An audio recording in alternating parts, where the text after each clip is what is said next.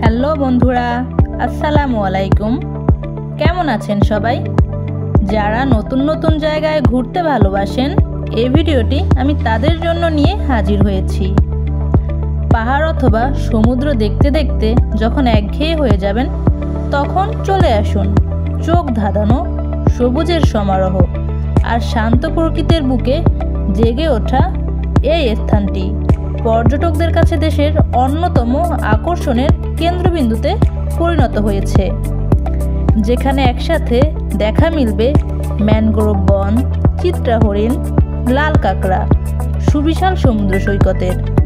পর্যটকদের জন্য যেখানে আরও আছে ঝুলন্ত সেতু, zip trekking, resting bench, adventure zone, camping zone, homestay service সহ নানান সুযোগ সুবিধা।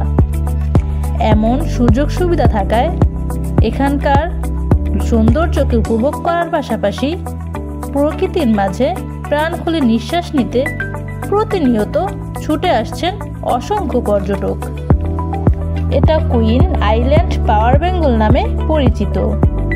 দেশের একমাত্র দ্বীপ জেলা ভোলার বিচ্ছিন্ন চর কুকরিমুকরি। একসময় যে কুকরিমুকরি ছিল দেশের অন্যতম দুর্গম এলাকা, সময়ের ব্যবধানে যোগাযোগ ব্যবস্থার উন্নতিতে তা যেন চলে এসেছে হাতের নাগালে।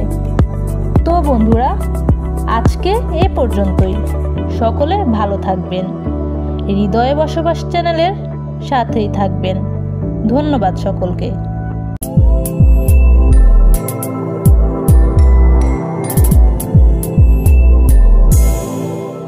হৃদয়ে বসবাস।